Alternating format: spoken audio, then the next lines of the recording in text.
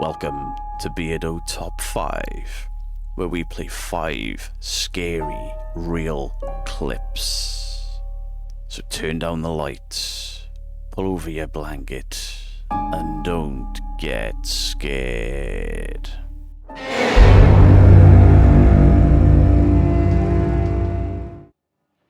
Number 5.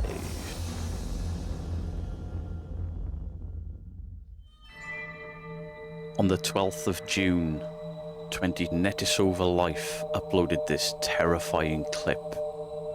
The clip is just Netisova playing with her son, but what lurks in the background?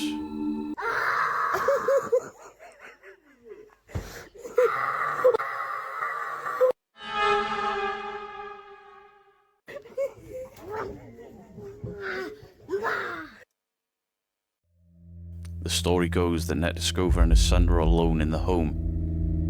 So just who is the third person?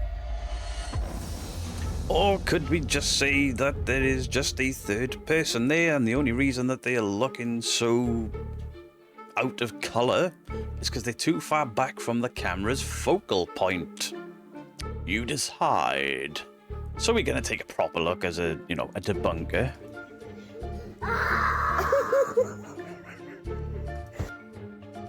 I mean, is that not just a person stood back there? We've only got their word to take for it. Now, this clip is doing the rounds on the top 5 channels, and they've put the backstory to it. How are they understanding the language? Because this is a foreign language. I can't even tell what language it is. Maybe they've used a translator, but that to me isn't editing. That to me isn't a TikTok filter. That to me is just somebody stood in the background. And if you go to Netisova Life, most of her videos are not paranormal, but there's people all over the house all of the time. That's just somebody looking really pale because they're too far back, and this room is brightly lit and out there is dark. Easy peasy, lemon squeezy. Number 4. This next clip was uploaded by Tati Lopez, who is also home alone, but her house was built on a graveyard. So just what was causing this? Son las 3 de la mañana y se le está dando por correr en el pasillo. No pienso abrir la puerta, no pienso ir a fijarme, son las 3 de la mañana. Yo me tengo que levantar en 3 horas y me despertó a escucharlo correr. No para.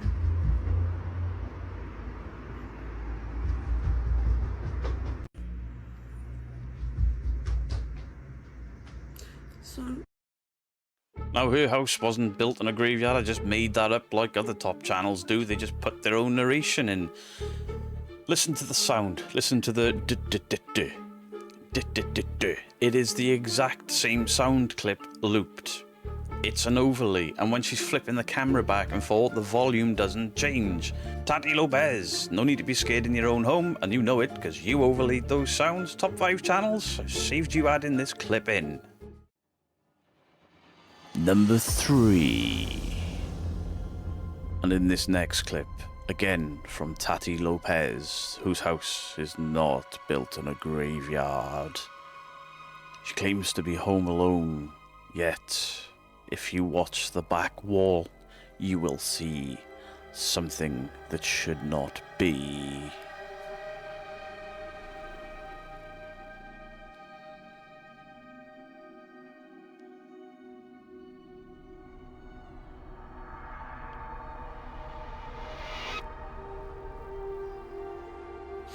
Tatiana, while alone, captures a shadow figure on the wall. Or what this could actually be is an overlay, because this thing doesn't bend or warp around anything.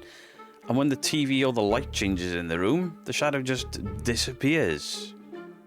It's almost like it's cross-faded in and cross-faded out. So while I may have made up all of the backstory to Tati Lopez because I don't understand the language, that's fake. That's just an overlaid shadow figure. In fact, See a cut mark across the wall there where the shadow figure appears. Now this figure with the transparency turned down actually bleeds over the bed. They've missed the edit. Oopsie daisy, and when she moves, her bedsheet disappears into the ghost. How is the ghost and the curtains over the top of her bedsheet? Tisk tisk.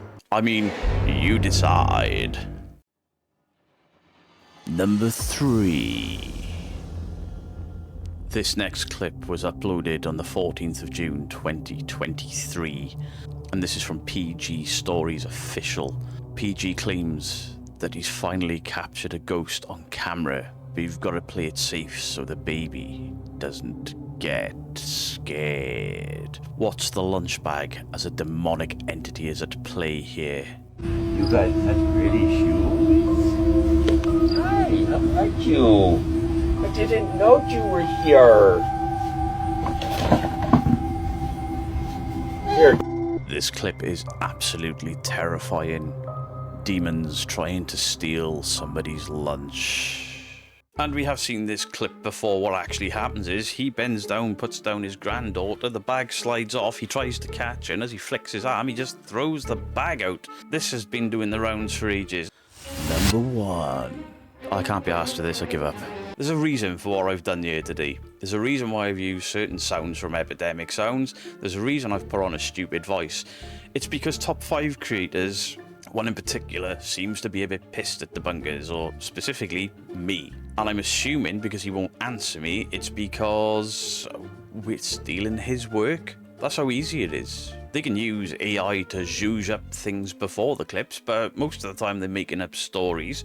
They play these clips that are very, very easy to debunk. They're all playing the same sounds and music in the background from Epidemic Sounds, I imagine, because Nuke, the biggest of these guys, has been doing this for years. But these creators, they love it when somebody like, say, Caspersight does a reaction video because he's funny and comedic and people really enjoy his content, and then they'll go and check out the original content. Woohoo! Score for the guys re-uploading other people's work. But when myself, or Dandalf, or others watch these videos, edit them ourselves, break them down with logic, education, transformative, all of the things that apply for us to be fairly using their content, as in fair usage, the same rules they use to get away with playing these clips.